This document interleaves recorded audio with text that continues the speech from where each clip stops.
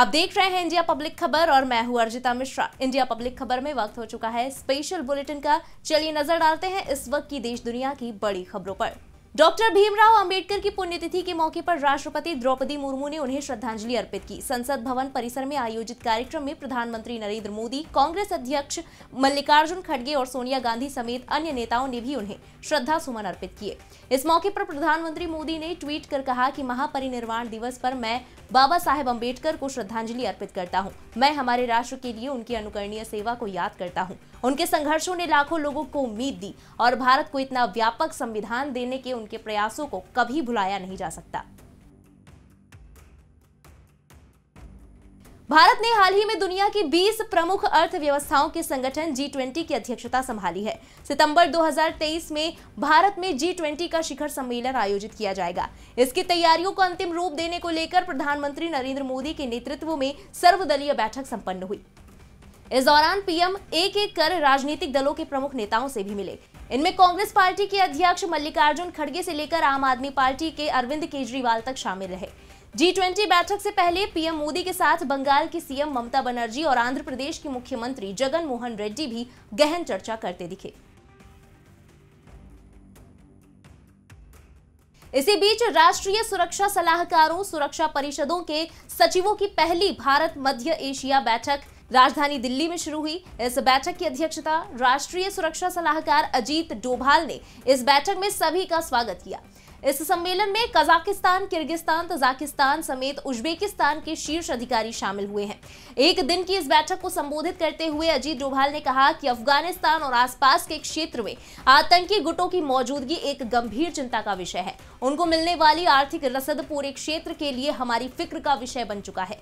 आतंक के खिलाफ कारगर कार्रवाई के लिए यह जरूरी है कि उसकी आर्थिक रसद को प्रभावी तरीके से और प्राथमिकता के साथ बंद किया जाए। आज देश के संविधान निर्माता डॉक्टर भीमराव अंबेडकर की 66वीं पुण्यतिथि है। बाबा साहेब को भारतीय संविधान का आधार स्तंभ माना जाता है। 14 अप्रैल सन 1891 को जन्मे अंबेडकर ने जिंदगी भर दलितों के उत्थान के लिए संघर्ष किया और लड़ाई लड़ी। इस मौके पर उत्तर प्रदेश के मुख्यमंत्री योगी आदित्यनाथ ने बाबा साहेब को श्रद्धांजलि अर्पित की। वहीं पूर्व मुख्यमंत्री और बसपा प्रमुख मायावती ने लखनऊ में आज भीमराव अंबेडकर को उनकी पुण्यतिथि पर पुष्पांजलि अर्पित की। उन्होंने पार्टी के संस्थापक कांची राम जी को भी श्रद्धांजलि अर्पित की।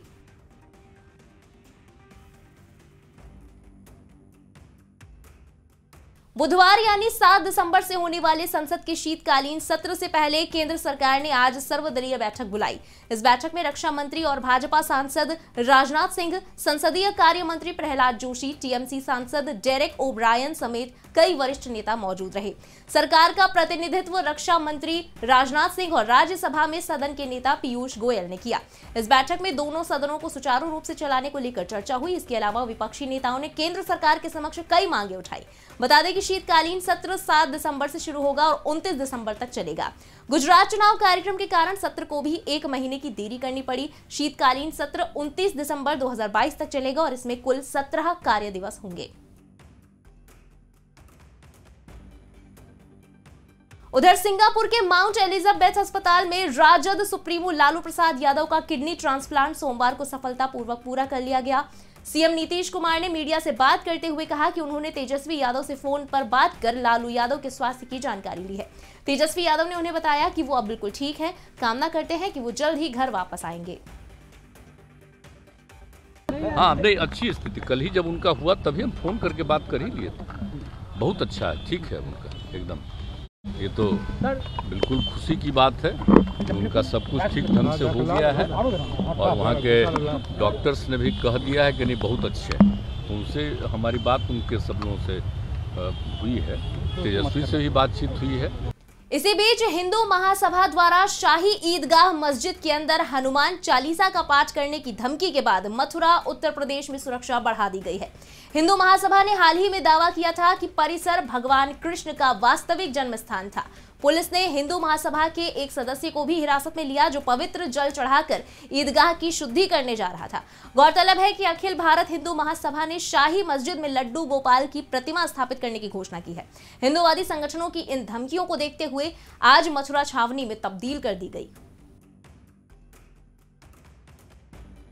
भारत नेपाल सीमा पर एक बार फिर बवाल मचा है। इस बार उत्तराखंड के पिथौरागढ़ में स्थित बॉर्डर पर विवाद गहरा गया है। यहां रविवार बीती शाम नेपाल की तरफ से भारतीय मजदूरों पर पथराव किया गया, जिससे कई मजदूरों को गंभीर चोटें आई हैं। इसके बाद दोनों देशों के बीच तनाव गहरा गया है। पिथौरागढ़ के धारचूला में नेपाल की तरफ से पत्थरबाजी की घटनाओं के विरोध में ट्रेड यूनियन ने भारत नेपाल को जोड़ने वाले पुल को बंद कर दिया था, जिससे पिथौरागढ़ के धारचूला से होकर दोनों देशों के बीच होने वाली आवाजाही बंद हो गई थी। हालांकि बाद में अधिकारियों के समझाने पर पुल खोल दिया गया। इधर भारतीय अधिकारी ने नेपाल सरकार को घटना की जानकारी देते हुए पथराव करने वालों पर सख्त कदम उठाने की मांग की है। मेरे व्यापार संघ वाले लोगों से बात हुई है। फिलहाल के लिए हमारी नेपाल एडमिनिस्ट्रेशन को कल हम लोगों ने क्लियरली बता दिया था कि उन्हें स्ट्रिक्ट एक्शन लेना पड़ेगा जो भी ये पत्थरबाज है। एंड अभी हमारी डीएम मैडम से भी बात हुई थी, तो अभी 2 दिनों के अंदर डीएम मैडम भी हमारे यहाँ पे आएंगे और मीटिंग करेंगे। डीएम मैडम और सीडीओ सर की जिस दिन मीटिंग होगी उसमें हम लोग क्लियर कट बता देंगे कि क्या क्या चीज़ें हैं, क्या क्या उन्हें एक्शन लेना पड़ेगा। एंड ये जो काम चल रहा है ये काम बिल्कुल कोऑपरेशन से ही होगा और ये काम भी डेफिनेटली पूरा होगा।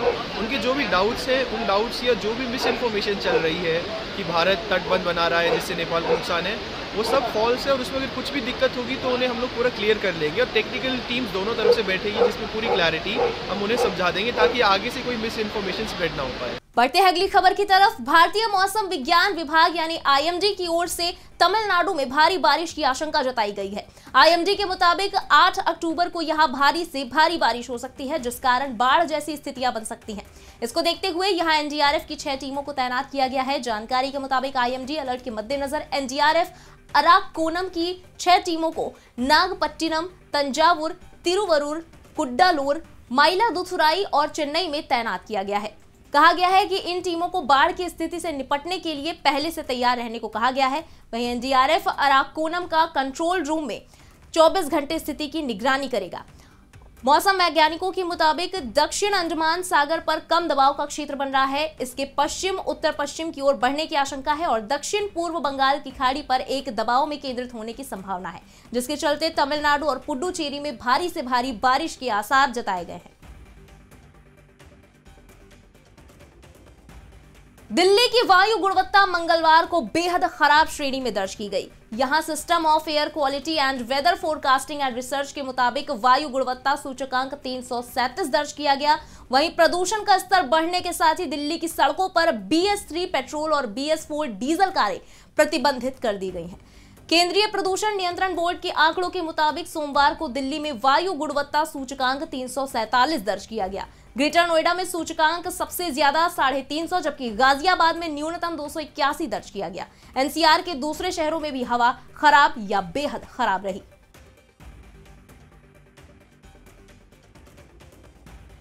इसी के साथ इस स्पेशल बुलेटिन में बस इतना ही, लेकिन देश और दुनिया की तमाम बड़ी खबरें भी बाकी है, इसलिए सब्सक्राइब करें इंडिया पब्लिक खबर के YouTube चैनल को और बेल आइकन दबाना बिल्कुल ना भूलें।